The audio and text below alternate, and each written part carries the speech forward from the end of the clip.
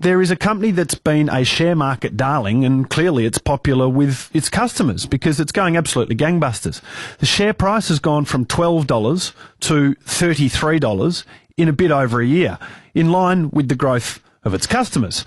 That company is Afterpay. It is not the only one. There is ZipPay. There are others too, trying to cash in on a buy now, pay later boom. Now, they're said to be very popular with young people, but it's not just young people. If you've used buy now, pay later services, I'd like to hear how and on what. 922 11882. Give me a call now, especially as we've just come through what is arguably the spendiest season of the year with Christmas shopping and perhaps holidays and so on. It is really starting to take a bite out of the banks and their profitability. That's one thing that's going on here.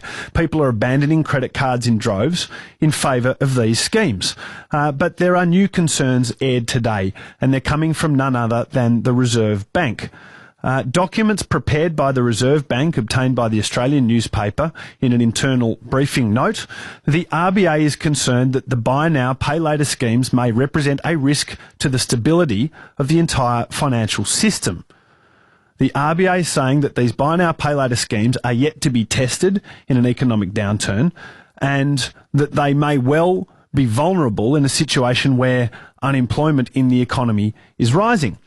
Now, the retail sector, they've had their own struggles, but they've been the first to jump on board with these schemes and promote them to their customers, presumably because they think that it stimulates spending. But the RBA is warning that retailers might actually having chunks of their profit margins eaten out by these schemes.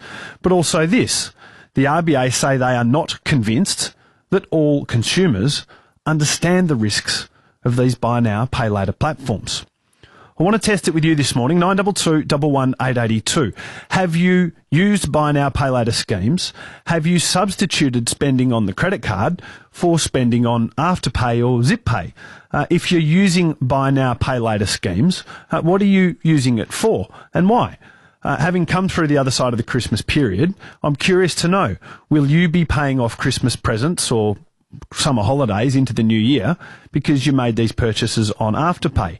And if so, is that actually preferable to you as far as you are concerned than paying it up front because you can manage your cash flow or whatever reason it might be? Perhaps it is actually better than having to find the money in the next 30 days or 45 days to avoid punitive credit card interest, which is still up around 20%, even though interest rates are down at 2 and 3%. 922 11882. Want to hear from you. And what about your kids? Do they even have a credit card? Will they ever have a credit card?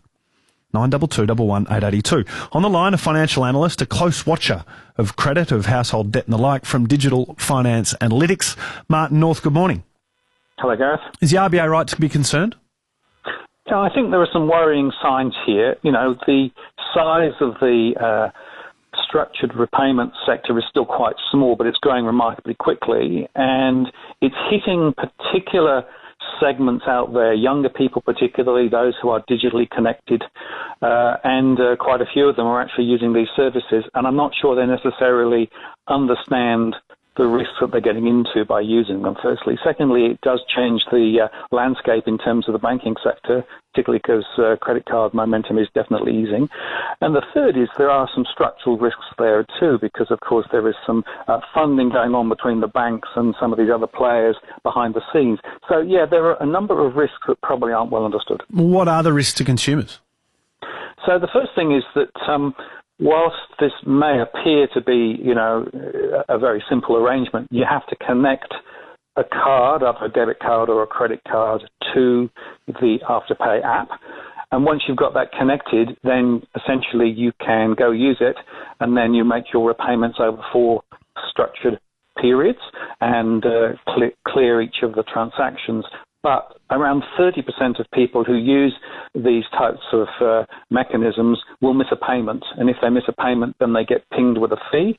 And if they miss another payment, they get pinged with another fee. Now, there are limits on the amount of fees that they can get hit with, but nevertheless, there are additional costs that may not be obvious on day one. So that's the first thing. Second is, if you're connected to a credit card, that you're still essentially risking paying interest on the credit card once you go past the interest-free period on the credit card. And it's rather easy to, you know, amass a few of these Afterpay or other structured repayment debts and then suddenly discover that every 2 weeks money goes out and you weren't planning for it. So there's a need to plan very carefully to make sure you've got money in your accounts when those payments are due. The third thing is that if you actually have an issue with the good or service that you've actually gone with, then you actually have to go back to the retailer or whoever else. So Afterpay takes no accountability for that. Right. And the final point is that Afterpay doesn't position itself as a credit provider, so it really does very little compare with the banks in terms of actually offering credit. Their argument is it's a payment mechanism, that's all, and therefore they've neatly skirted around the credit legislation, so effectively they don't take any direct accountability for that. Although, of course, they do say that they actually, test each transaction in real time, and they will decline transactions in some circumstances. And that takes you to the last one, that sometimes you go to use the app and you can't actually use it for some reason, and it's not always obvious and clear. So there are a few traps for the unwary, but that 30% number I think is quite worrying. So that's that final point you made, I think, is one I want to test further, because what the other thing the Reserve Bank's warning about in this internal briefing note suggests that some players are taking advantage of gaps in consumer lending laws. Yeah, so there's been a little bit of a history of that. Look at the payday lending sector previously, and finding structured alternatives to avoid the controls that are there and the regulation that is there. Now, there's a big debate here as to whether Afterpay is or isn't a lender. My own view is they are facilitating lending, but they aren't necessarily a lender as normally defined. But nevertheless, people rack up credit that they have to repay. And we know also that people who use these mechanisms from our surveys tend to borrow more and tend to spend more. So it can easily lead you into, a bit of a debt trap.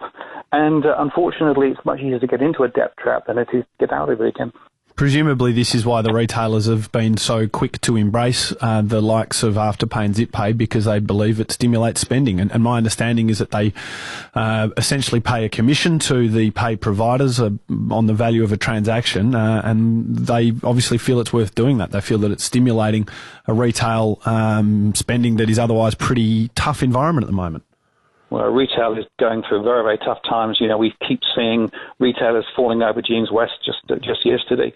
And so there is an air of desperation amongst the retail sector as to try and stimulate spending. And if you can basically encourage people to buy on the basis of, you don't have to find all of the money on day one, you can basically spread it over a period, then that gives a little bit more attractiveness. And yes, there is a fee that they have to pay, but actually the fee is, relatively modest relative to other credit providers, so it's sort of on a par. And, I think it's an air of desperation. Also, the other point to make is it's really useful online. So there are many retailers now trying to get into the online environment, and in fact, connecting Afterpay to online makes it a very seamless customer experience, and that's probably another positive. And I think this is one of the things, particularly with younger people, and I'd be fascinated to hear from parents, 92211882, in an environment where fewer and fewer young people are actually going and getting credit cards, then accessing shopping online, which is what they prefer to do. This appears to be a neat solution. It is not all downside. I want to make that point. The RBA did say that consumers without credit cards could benefit from these schemes, and it was actually a way for some consumers to access credit without paying high interest rates that are attracted by failing to pay a credit card on time. Is that a point? Yeah, it is a very important point. Yes, so some people who use credit cards forget that, it's 20+% often on some credit cards, which is remarkably high relative to the cash rate. If you actually use the Afterpay or the solutions as they recommend, which is essentially to repay on the nose every 2 weeks, you don't pay anything. And so that gives you effectively access to free credit for that limited period of time. It's only when it goes wrong. So if you miss a payment, that's when the use is cut. So you have to be disciplined about using this. But, there's a broader point here about debt in society. And this is another example of essentially building just practice and behavior around debt. And the question is that a good thing? Or do you effectively get to the point where people no longer understand the value of money and basically just assume they can always get more credit when they need it? And that behavior can lead to difficulty, particularly in a downturn, and that's what the Reserve Bank was saying. You know, people perhaps can get so used to being actually able to use these mechanisms that when incomes get more compressed or, other things go wrong and unemployment rises, people can get really badly caught, and they can then get caught with very considerable consumer debts as well as mortgages and other debts that actually are really difficult to manage. So I think people need to walk into this with their eyes open. If you use it right, it's actually a really neat solution, and they've rolled it out in the US and in the UK, and there's a massive uptake there as well. And they keep saying, look, it's a very small proportion of the retail market, so there's huge upside for Afterpay. But consumers need to be alert and aware and understand what the risks and implications are. If you use it smartly, then it's good, but you can easily trip over. Martin, thanks for your time this morning. Good to talk to you. Martin North, Digital Finance Analytics.